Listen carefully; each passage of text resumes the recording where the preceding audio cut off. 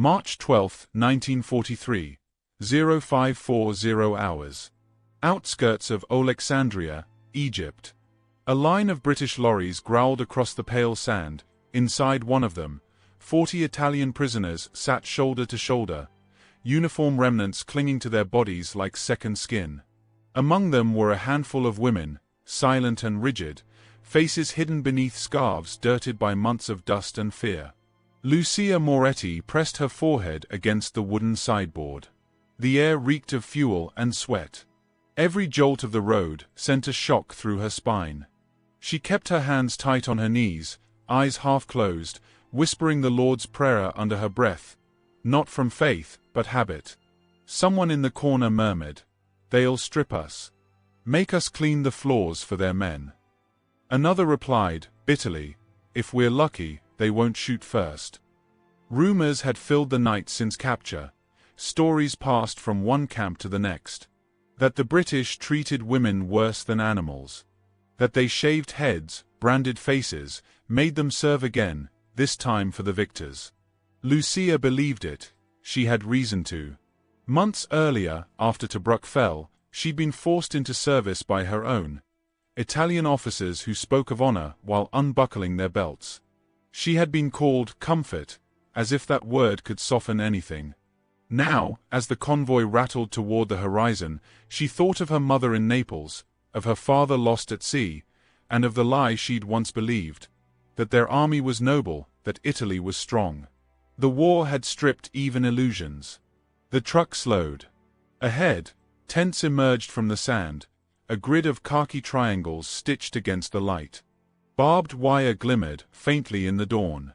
The sign read simply, British 8th Army, Field Holding Camp. The tailgate dropped with a metallic slam. "Out," came the voice, curt, commanding. The women obeyed first, stepping down into the grit, blinking against the sudden sun. British soldiers watched, rifles slung, faces impassive. Lucia braced herself. Every sound felt amplified, the clatter of boots, the crack of orders. Somewhere nearby, a generator hummed.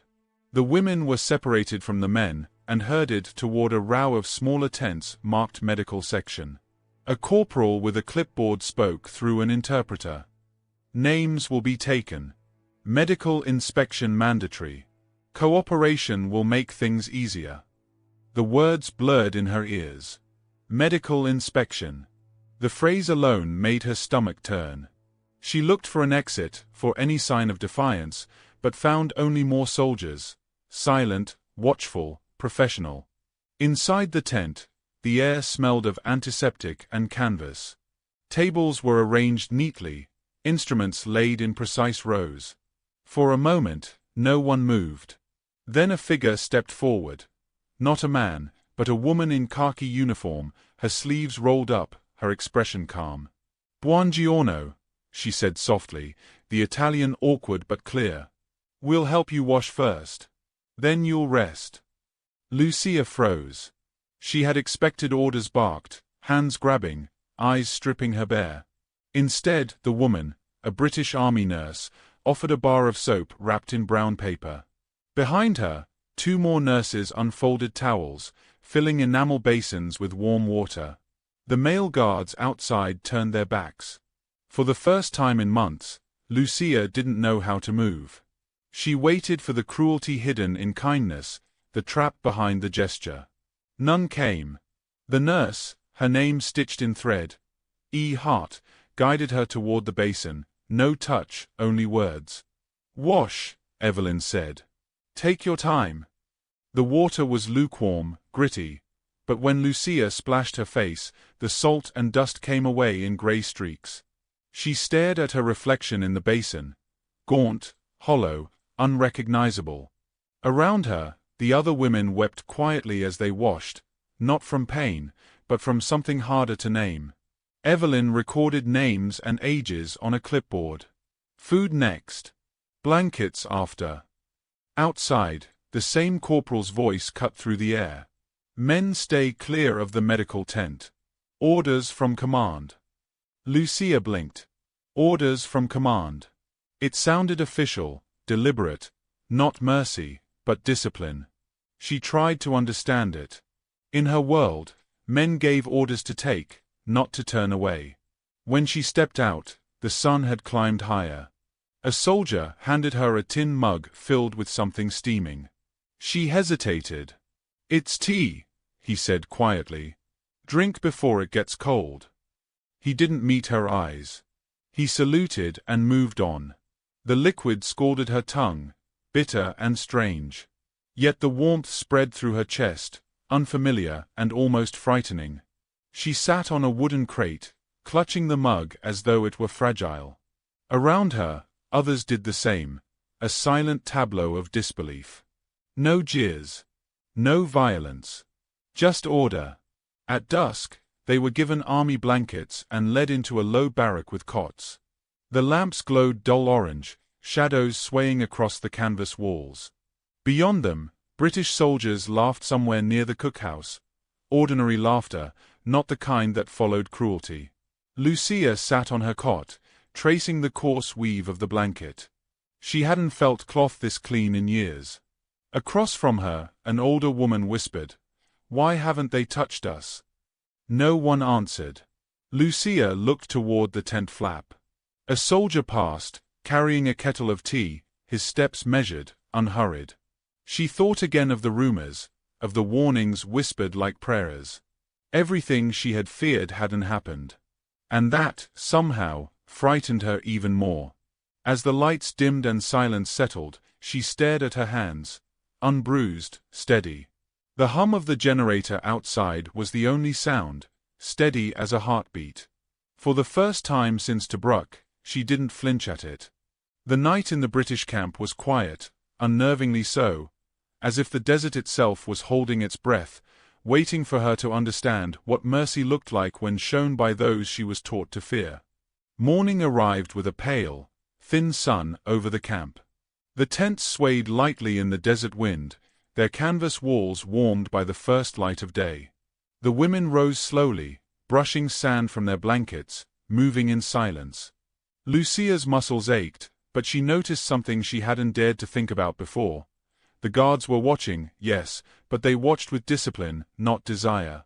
They carried rifles, but their eyes held no hunger, no laughter at the prisoner's expense. Breakfast was simple. A slice of hard bread, a mug of thin porridge, and a cup of tea that had become the morning ritual. At first, Lucia drank slowly, suspicious of kindness, waiting for the sting she expected at every sip. But the warmth spread through her chest like a small, quiet promise. Around her, the other women ate in cautious trust, hands trembling as they held their mugs. Records show 350,000 POWs were fed daily under the same standard. One of the nurses whispered to her as she passed by, her voice soft but precise. The words felt strange, almost irrelevant, yet somehow, the factual certainty anchored the small act of tea in something larger, orderly, humane.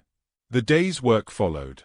The women were assigned minor chores, folding linen, scrubbing floors, and helping in the infirmary under the watch of the nurses. Each task was mundane, but for the first time in months, it carried dignity. When Lucia bent to fold a blanket, her fingers traced the coarse fabric with a sense of purpose rather than fear. She realized that order could be a kind of mercy, that discipline didn't have to equal cruelty. A sandstorm began mid-morning. Dust whipped across the camp, stinging eyes and roughening skin. Inside the infirmary, the nurses moved calmly, helping the women clean their faces and hands. Lucia watched as Evelyn Hart, the nurse who had first greeted her with soap, bandaged a small cut on another prisoner's arm with gentle efficiency. "War dirties everyone," Evelyn said, her tone almost conversational, as if speaking to the cut itself, not to the woman. Her hands moved sure and deliberate. For the first time, Lucia felt the weight of human care applied without judgment. She remembered the colonel's laughter, the officer's grip on her wrist months before, and realized how foreign this calm, measured touch felt. The afternoon passed in quiet routines. A crate of Red Cross supplies arrived.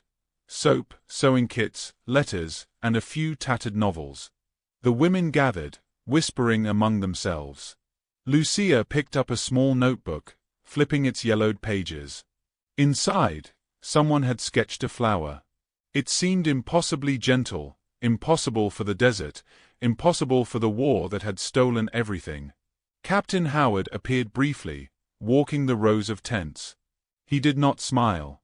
He did not scold. He merely observed.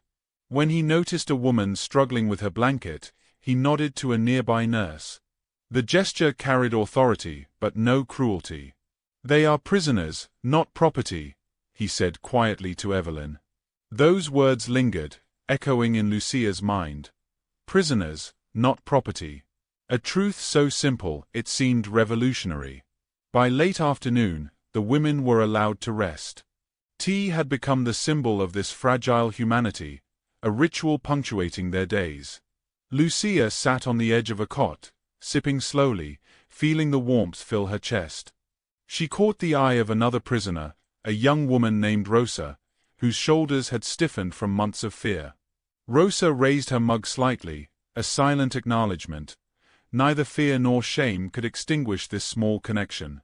That evening, Lucia sat in a shadowed corner, writing in a stolen notebook. She reflected on what had passed. The care in the infirmary, the blankets, the tea, the way the men outside never looked.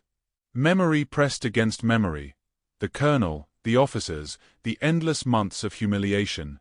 And now, the British camp, orderly and calm, a space where hands did not take, where discipline coexisted with mercy.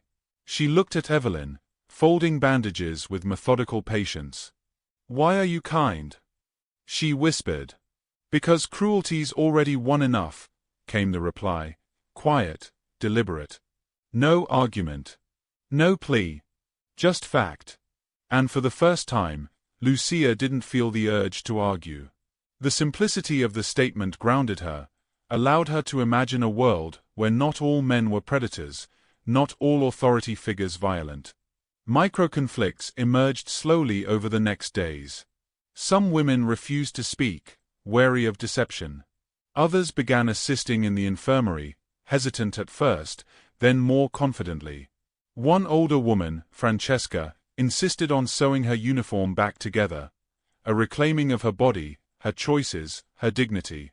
Lucia hesitated when asked to help fold bandages, then bent to the task, feeling a strange pride in her cooperation. Evening brought stillness. Outside, the wind carried sand across the dunes, a persistent reminder of the war beyond the camp. Inside, the women shared tea in silence, their hands close but not touching. The air vibrated with unspoken understanding, the slow realization that mercy, when disciplined, could be as powerful as violence. For the first time in months, Lucia laughed, softly, tentatively, at a joke Evelyn made about the sand infiltrating every corner of the camp. The nurse smiled, not at her, but with her. The sound felt like sunlight through clouds, fragile yet warming. By nightfall, the women lay on their cots, blankets wrapped around shoulders, still raw from months of abuse. Lucia stared at her hands again, fingers trembling less than the first night. Something had begun to shift inside her. Disbelief transforming into respect, fear softening into cautious trust. And above all, she carried a new thought, fragile but insistent. Humanity can survive even here, even now. Weeks passed in measured rhythm. The morning sun crept across the camp as it had every day, dust rising in lazy columns from the desert floor. Yet the air now felt different to Lucia, less hostile, less electric with tension. She moved through the tents with careful purpose, folding linens, distributing small parcels from the Red Cross, and translating for the nurses when a woman struggled to understand. Each act, mundane in appearance, carried weight. Each movement was a reclamation of her agency after months of enforced submission. The order came mid-morning: transfer to a larger POW facility in Palestine. The women gathered quietly, exchanging glances that carried a mix of apprehension and gratitude. Some clutched blankets and soap, others held small notebooks or tattered letters. Lucia cradled her tin mug of tea, still warm from Evelyn Hart's careful hands. She understood, suddenly, how much these ordinary objects, tea, soap, blankets, had come to mean. Each represented decency, where she had expected none, humanity, where she had been taught only cruelty. Captain Howard walked the lines, inspecting with the same calm discipline that had marked his command from the first day. He did not smile, did not offer words of comfort. Yet when his eyes met the prisoners, they conveyed a simple truth. You are human, and you will be treated as such. When he noticed Lucia assisting a younger woman with her blanket, he nodded once, curtly, acknowledgment without pretense. Before departure, Evelyn approached Lucia, carrying a small wrapped parcel. The nurse's hands were steady, her eyes calm. For the road, she said. Inside was soap, a handkerchief, and a tin of tea. Each item carefully chosen, each imbued with purpose. Lucia's throat tightened. Words faltered. She tried. Thank you. I don't know how to. Don't thank me, Evelyn interrupted softly. Just remember, we had a choice. Lucia studied the nurse's face, absorbing the meaning. The choice, so simple yet so profound, contrasted sharply with the world she had left behind. A world where power meant taking, where authority meant cruelty. Here, restraint had triumphed, and in doing so, it had reshaped her understanding of what strength could be. The convoy assembled. Lorries rumbled into position, engines growling beneath the early sun. The women climbed in, carrying their small possessions. Lucia lingered, eyes scanning the camp one last time. Soldiers moved about with efficiency and calm, not mockery. They saluted as the trucks pulled away, a gesture of respect, not ownership. As the convoy jolted along the dusty road, Lucia allowed herself a private reflection. The desert stretched endlessly on either side, but it no longer felt oppressive. Memory flashed in fragments, the colonel's laughter, the nights of fear, the months of shame. And then, overlaying it, came the image of the camp. The nurses, the tea, the blankets, the quiet order. She realized the contrast was stark and yet irrevocable. Humanity could endure even in war. It could exist where it was least expected, and it could restore what had been stolen. Inside the truck, the women shared silent glances, small smiles forming in secret recognition. They did not need words. The understanding was mutual. These moments of quiet decency, brief yet vivid, had altered the lens through which they viewed the world. The enemy had not been what propaganda promised. In some cases, the enemy had offered what their own forces had denied: dignity, safety, and choice. Lucia's gaze fell to the tin of tea Evelyn had given her. She held it tightly, feeling the smooth metal against her palms. It symbolized more than warmth or sustenance. It was mercy distilled into form. She imagined pouring it slowly in the tent back home, sharing the ritual, carrying forward the lesson that small, disciplined acts of care could defy even the harshest circumstances. Hours later, the convoy arrived at the larger facility. New tents and barbed wire sprawled across the dusty ground, but the order remained. Medical inspection continued, rations distributed, blankets folded with precision. The women moved among the soldiers with a quiet grace, their bodies and minds learning again what it meant to exist without constant fear. That night, Lucia lay on her cot, staring at the thin moonlight spilling through the canvas. Her hands, unbruised and steady, rested over the small parcels she had carried. She thought again of Evelyn's words. We had a choice.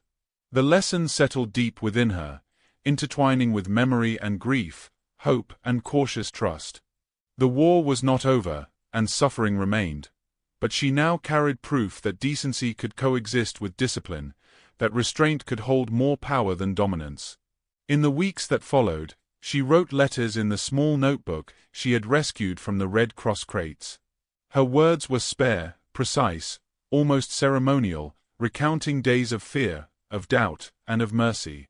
She described tea, blankets, the calm of nurses' hands, and the quiet dignity of soldiers who never once reached to claim what they could. She did not embellish, she simply recorded. The ordinary details carried extraordinary weight. The final line of her letter reflected the truth she had discovered, the clarity that lingered long after the dust of the desert had settled. We were prisoners, but they never made us feel owned. The camera would linger, as though in the closing shot of a documentary, on the empty camp. Tents folded, blankets hung to dry, sand drifting over footprints now gone. The wind whispered across the dunes, carrying no threat, only silence. In the end, they taught us something our captors never could. That the measure of power isn't how much you can take, but how much you choose not to. The desert remained. The war continued elsewhere. But within those fleeting weeks in Alexandria, humanity had quietly reclaimed itself. It had endured, even in captivity, and left its imprint on those who had survived to witness it.